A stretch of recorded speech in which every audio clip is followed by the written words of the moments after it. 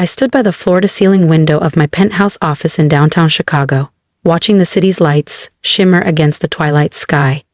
48 stories below, employees trickled out for the evening, including my father, stepmother, and half-brother, unaware that they worked for me. 7 years ago, they had thrown me out of our house, branding me a failure and a burden. Now, they drew paychecks from Titan Innovations, the tech giant I built from nothing, and they still had no idea I was its founder and CEO. "Miss Adams?" My assistant Claire's voice chimed over the intercom. "Everything's confirmed for tomorrow's town hall. Are you sure you want to go through with this?" I smiled faintly, fingertips brushing the cool glass. "Yes," I said. "It's time." The memory of that night was still razor sharp.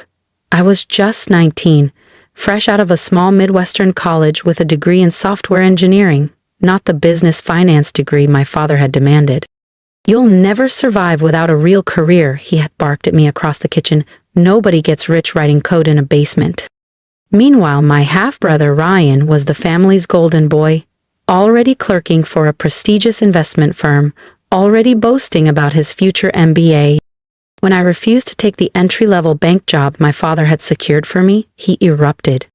"If you're too proud for our help, get out." I had exactly 30 minutes to pack. My stepmother, Lydia, watched from the hallway, cold and silent. "This is for the best, Rachel," she said flatly. "Maybe a little failure will teach you humility." Ryan had just laughed as he held the door open. I left that night with a battered laptop, $150, 0 cents in cash, and a dream. The first startup I joined was brilliant on tech, disastrous on leadership. When it collapsed 6 months later, I made my move. I pitched investors on a plan: salvage the tech, rebuild the team, run the company right. They were hesitant. I was young, unpolished, and completely unknown, but my vision was clear, and my coding skills undeniable. They took a gamble on me. By 22, Titan Innovations was thriving, and now, at 26, it's one of the biggest rising stars in the Midwest tech scene. I kept my ownership hidden behind shell companies and let our charismatic COO become the public figure. But tomorrow, at the annual meeting, the veil would lift. Tomorrow, my family would finally realize whose empire they had spent the last 3 years working for. And this time, I wouldn't be the one walking away. 3 years ago, Titan Innovations quietly bought the Riverfront Tower, the same downtown Chicago building where my father's law firm was barely clinging to life. Instead of evicting them, I had HR offer them jobs under new titles. My father, once a senior partner, became our in-house legal advisor. My stepmother, Lydia, took a position as administrative coordinator. And Ryan Mockler, the golden child whose career had hit unexpected turbulence, accepted a junior compliance role. Sometimes, late at night, I would watch the building's security feed from my penthouse office. My father, a little more stooped now, rushing through the lobby, coffee in hand. Lydia, orchestrating office potlucks like promotions depended on them. Ryan, whose tailored suits didn't hide the anxiety in his eyes, trying so hard to be noticed. They loved working here.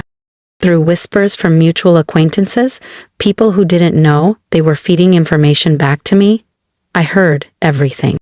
"My new company actually values hard work," my father would boast at barbecues I was never invited to. "At Titan, talent doesn't go unnoticed," Lydia would chime in proudly. If only they knew. The CEO they gossiped about at holiday gatherings was the very daughter, the very sister they once called useless. Now, as I stood in my office on the eve of the biggest reveal of my life, I thought back to the beginning. The nights coding until sunrise on borrowed laptops. The countless rejections from investors who couldn't see past my youth and gender. The moments I questioned if they were right to throw me away. A soft knock pulled me from my thoughts. "Ms. Adams," Claire said, stepping in. "Everything's set for tomorrow. Full attendance confirmed." I turned from the window. "How many employees in the building now?" "Just over 3,200. Your family's listed in the front center seating for executive staff."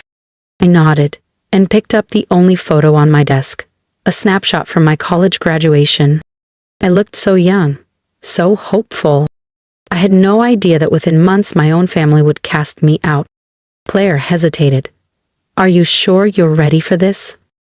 I placed the photo back down gently. I'm sure. They need to see. They need to know exactly who they buried, and who rose anyway. Tomorrow wasn't just about my identity. It was about unveiling Titan's newest creation, a revolutionary AI legal platform set to disrupt everything traditional firms relied on. The timing was poetic. The daughter they abandoned had built the future they would now depend on. My phone buzzed. An email from my father, addressed to the department head. Excited to finally meet the mysterious CEO tomorrow, hoping it's someone who truly understands what real success looks like. I smiled to myself, a slow, steady smile. He was about to find out. I have some suggestions about restructuring the legal department. My father's email had ended. I smiled faintly. He still believed his old-school mindset was the secret to success, still convinced that connections mattered more than innovation. Tomorrow would shatter those illusions. Claire stepped into my office, holding a dark blue folder. Your speech notes for tomorrow, though honestly, I doubt you'll need them. I took the folder, feeling the weight of 10 years' worth of battles settle into my hands. 10 years, I murmured. 10 years of building Titan Innovations from a dream into a powerhouse. 10 years of my own family working under my roof, catching checks signed by the daughter they discarded, without ever knowing. I turned back toward the skyline, the city alive with 1,000 lights. And I realized this wasn't about revenge anymore. It never really had been. It was about rewriting the definition of success. About proving that it doesn't always come from the polished, predictable favorite. Sometimes, it comes from the outcast, the underestimated one, the so-called failure. Claire, I called as she reached the door. Alert security.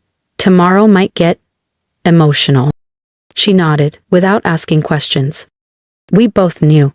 Once my family realized who had been pulling the strings all this time, the fallout would be seismic. But I was ready. I hadn't built an empire by running from confrontation. Tomorrow, the daughter they threw away would show them exactly what useless could do. The company auditorium was packed. More than 3,000 employees filled every seat, the atmosphere humming with excitement.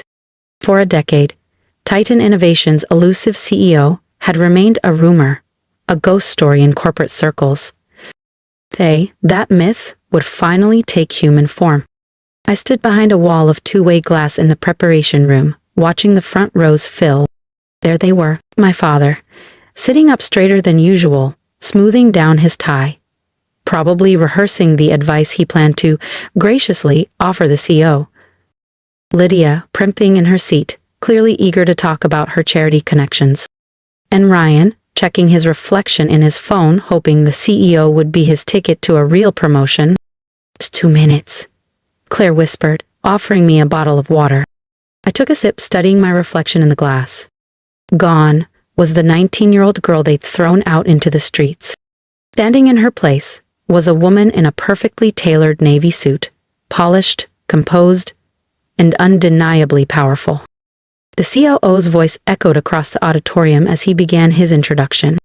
He spoke about Titan's rise, from a shaky startup to a titan, literally, of the tech industry. He spoke of our breakthroughs in AI, our rapid expansion, our disruption of old industries. And finally, he spoke of today's announcement, the launch of our cutting-edge legal AI platform. And now, he said, smiling toward the wings, the moment you've all been waiting for. Please welcome Titan Innovations founder and CEO, the visionary behind it all. I stepped forward. The moment had come. I stepped into the spotlight. The massive auditorium fell into stunned silence. Then I heard it, the sharp gasp from Lydia, the strangled, choked sound from my father, the clatter of Ryan's coffee cup smashing against the floor. Good morning, I said into the microphone, my voice even and clear. I'm Rachel Adams. Though some of you once knew me by a different name, welcome to Titan Innovations. Who else is making these charges? A ripple ran through the room. Murmurs buzzed like electricity as employees, many who had worked alongside me without realizing it, began piecing it all together. The elusive CEO, the architect behind Titan's meteoric rise, had been hidden in plain sight. 7 years ago, I continued, I was told I was worthless, that my passion for technology was foolish, that true success only came from tradition, status, and knowing the right people. I let my eyes sweep across the front row. My father's face had gone paper white. Lydia gripped the sides of her chair so tightly her knuckles were white. Ryan sat frozen, his jaw slack, disbelief etched into every line of his face. The people who dismissed me, I said quietly, have been working under this roof for the past 3 years. I gestured slightly toward them. Recognition sparked across the audience. The legal counsel, the office administrator, the junior compliance officer, all connected by blood, but disconnected by their failure to see me. But this moment isn't about revenge, I continued, letting my voice soften. It's about innovation, about recognizing potential where others see none, about believing in yourself even when no one else does. I clicked a remote in my hand and the giant screens behind me came alive with a sleek demonstration. Today, we're unveiling Titan Lex, our revolutionary AI legal research platform, a system that can process millions of case files, predict litigation outcomes with unprecedented accuracy, and reshape the future of the legal profession. The irony wasn't lost on me, or on my family. The daughter they had cast aside for wasting time with computers had just rewritten the very foundations of their proud traditional careers. The presentation flowed flawlessly. The technology was beyond anything the industry had seen, faster, smarter, transformative. As the final slide faded and I closed my speech, the applause was overwhelming. Employees rose to their feet, cheering not just for Titan Lex, but for the truth finally revealed. Security moved swiftly but discreetly, escorting my family toward my private office upstairs. I stayed behind for a few more minutes, answering questions, feeling the electricity of a new era surging through the room. Then I made my way up. They were waiting when I entered. My father, pacing furiously. Lydia perched stiffly on a chair, unable to meet my gaze.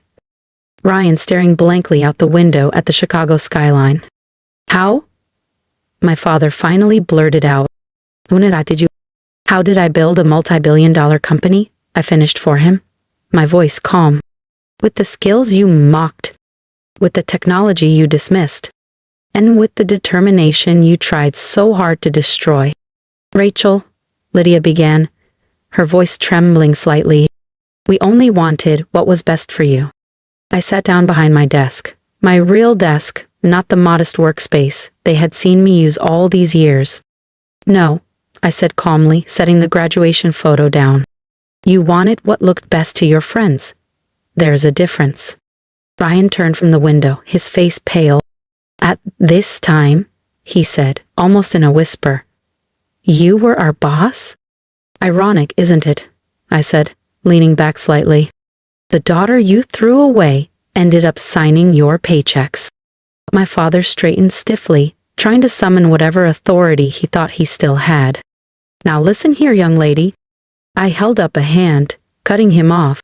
You don't get to play the father card now. You forfeited that right the night you gave me 30 minutes to pack my life into a duffel bag. I rose from my chair, smoothing the lapels of my jacket. You're all excellent employees. Your performance reviews are strong. You'll keep your jobs, though I imagine family dinners will feel a little different now. You're letting us stay? Lydia whispered, disbelief clouding her face. Like I said, I replied, steady and sure. This was never about revenge.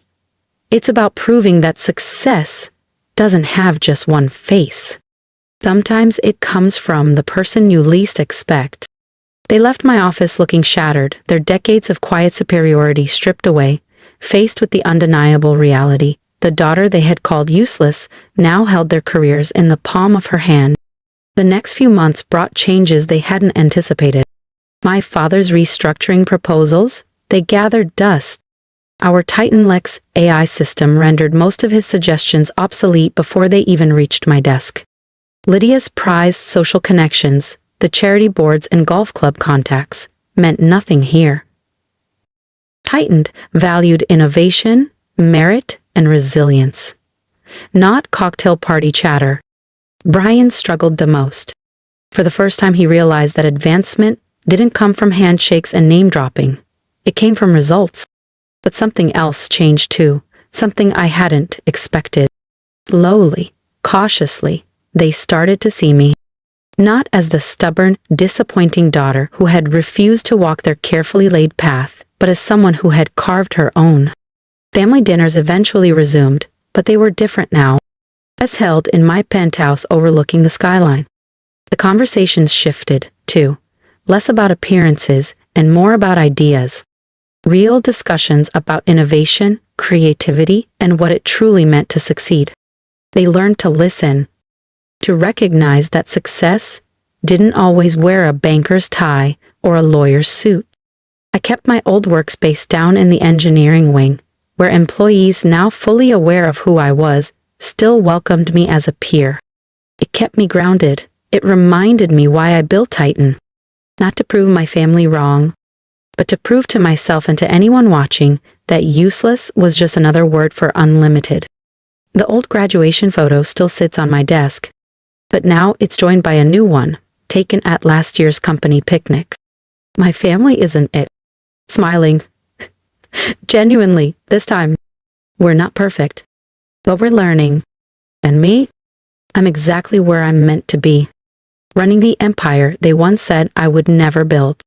If my story resonated with you, I invite you to share your thoughts below. Your support means more than you know, not just to me, but to everyone out there who has ever been told they weren't enough. Tell me, have you ever been underestimated, doubted, or cast aside? I want to hear your journey, your triumphs, even the battles you're still fighting. Remember, success isn't defined by fitting into someone else's mold. It's defined by the fire you refuse to let burn out, even when the world tries to snuff it. If you're in a place right now where it feels like no one believes in you, let me be the first to say, you are capable of extraordinary things. Keep building, keep dreaming, keep rising, even when it's quiet, especially when it's quiet.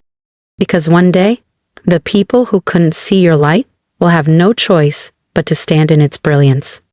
Leave a comment, share your story. And if you're ready, take that first step toward the life they told you was impossible. You're not useless. You're unlimited. And the world hasn't even seen your best yet.